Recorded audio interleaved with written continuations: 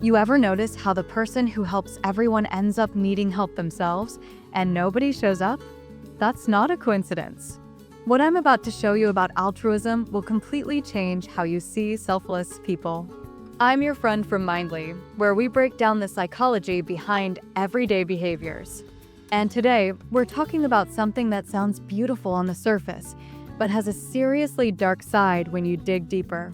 By the end of this video, you'll understand why altruism isn't always what it seems, how to spot when someone's kindness is actually harming them, and most importantly, how to recognize if you're caught in this trap yourself.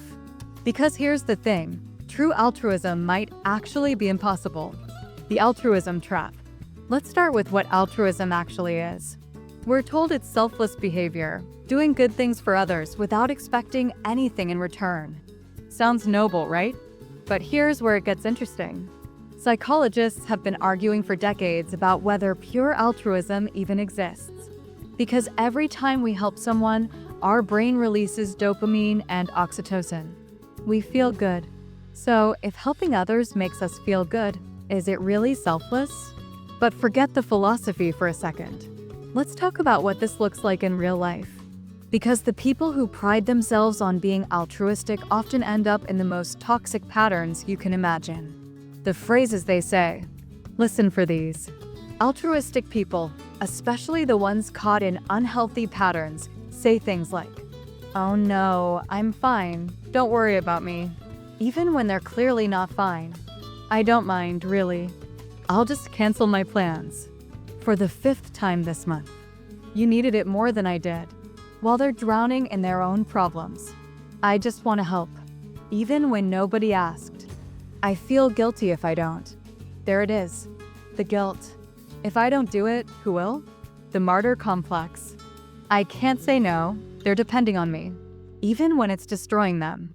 At least I'm making a difference in their life, while their own life falls apart. Sound familiar? Because here's what's really happening. The story of Daniel. Let me tell you about Daniel. He's that guy at work who stays late to help everyone finish their projects. His coworker Emma needed help with a presentation. Daniel's on it. His friend Marcus is moving apartments. Daniel's there with his truck. His sister needs a loan. Daniel empties his savings. Here's a Tuesday in Daniel's life. He wakes up exhausted because he stayed up until 2 a.m. helping his neighbor fix their computer. He skips breakfast because he's running late. At work, his own deadline is today, but his manager asks if he can help train the new guy. Daniel says yes. His project? He'll just stay late. Again. By 7 p.m., he's finally alone at his desk. His phone buzzes. It's his friend. "Hey man, relationship crisis. Can you talk?" Daniel hasn't eaten since lunch. He's supposed to be at the gym. He paid for a membership he never uses. But he answers the call. Of course. What's going on? That night, Daniel finishes his project at midnight. Drives home. Collapses into bed. And here's the kicker. His brain is flooded with cortisol from stress, but also with dopamine from feeling needed. He's literally addicted to being the helper.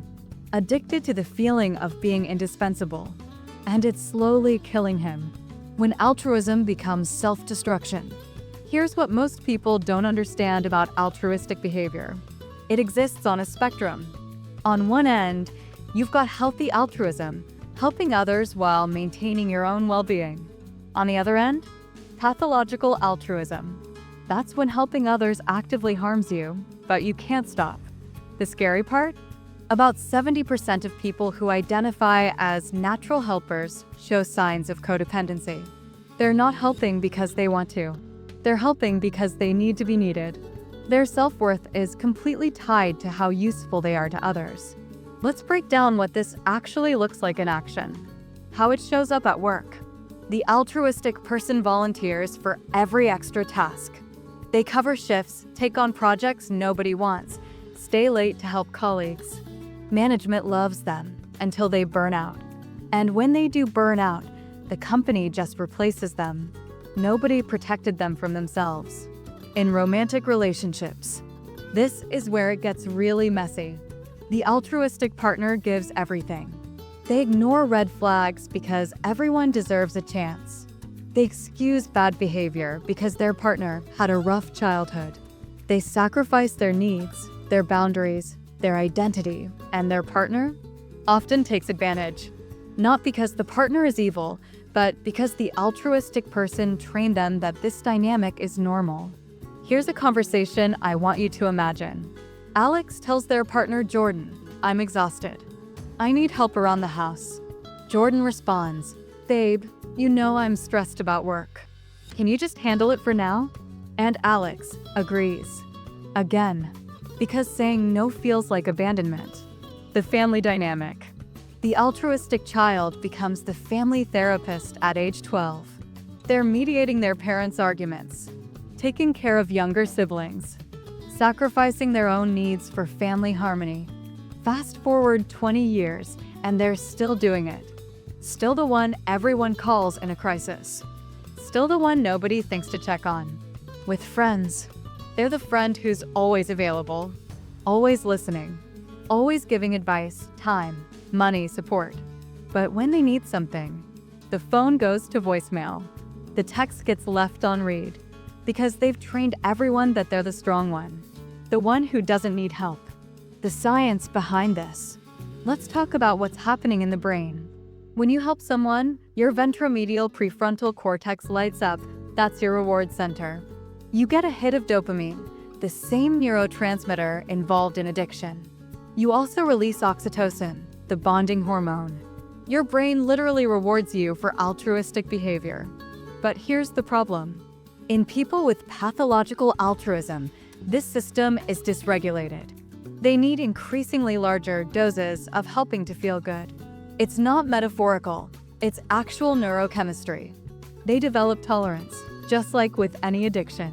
Research from Barbara Oakley, who literally wrote the book on pathological altruism, shows that these individuals often have histories of trauma, neglect, or insecure attachment. They learned early that their value comes from what they do for others, not who they are. The anterior cingulate cortex, responsible for conflict monitoring, is also hyperactive in these individuals. That's why they feel intense distress when they can't help or when they set boundaries.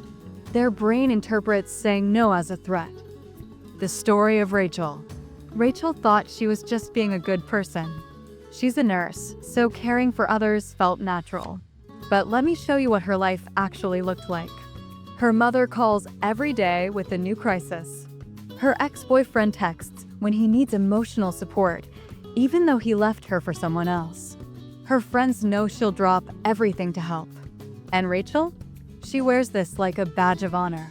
"I'm the dependable one," she tells herself. Until she ends up in her therapist's office with severe anxiety and stress-induced health problems. Her therapist asks a simple question.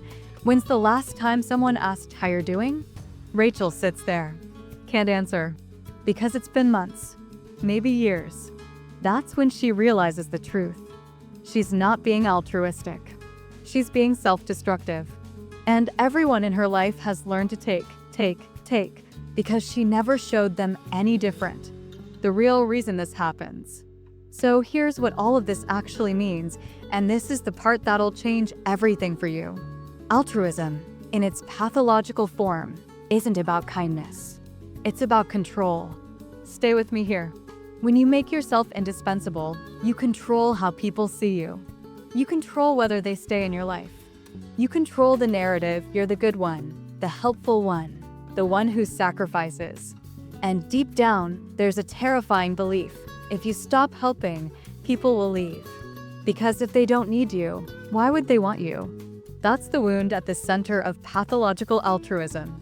The belief that you're not enough as you are. That your value is transactional, I'll give, therefore I matter. And once you see this, you can't unsee it. Every overly helpful person you meet, you'll start to wonder, are they being kind or are they afraid of being abandoned? Myths and truths. Myth 1, altruistic people are just naturally more caring than others. Truth, many altruistic people are actually operating from fear and insecurity. They're not more caring, they're more afraid of being seen as selfish or unlovable. Myth 2. If someone helps you without being asked, they're being thoughtful. Truth. Unsolicited help can be a boundary violation. It often says, I know what you need better than you do, which is actually about control, not care. Myth 3. You should always help when someone asks. Truth. Helping when you don't have the capacity damages both people. You can't pour from an empty cup, and resentful help isn't actually help. Myth 4. Setting boundaries is selfish. Truth. Boundaries are how you sustain healthy relationships long term. Without them, you burn out and the relationship dies anyway. Myth 5. Real altruism means expecting nothing in return. Truth. Healthy helping includes reciprocity. Relationships need balance. One-sided giving always leads to resentment or burnout. Myth 6. If you're struggling with this, you're a bad person. Truth. Recognizing pathological altruism in yourself is actually the first step toward healthier relationships. It takes courage to face this pattern. What this means for you. Look, if you recognized yourself in this video, take a breath. You're not broken. You're not selfish for wanting things to be different. You learned this pattern somewhere, probably as a survival mechanism, and it made sense at the time. Here's what you need to know. Healthy altruism exists. It's helping from overflow, not from emptiness. It's giving when you genuinely want to, not because you're terrified of what happens if you don't. It's understanding that your worth isn't determined by your usefulness. Start small. Practice saying, I can't this time.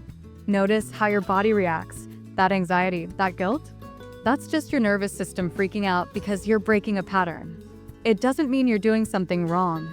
It means you're doing something different. Pay attention to reciprocity in your relationships. Who shows up for you? Who asks about your life? Who respects your no? Those are your people. The ones who disappear when you stop performing? They were never really there for you anyway.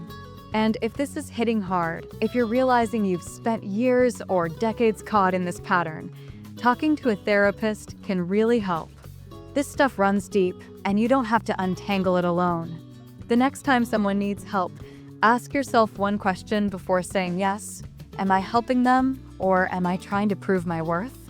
That pause, that moment of honesty, that's where change starts. If this made something click for you, hit that subscribe button so you don't miss what we're covering next. It's about people pleasing, and trust me, it connects to everything we just talked about.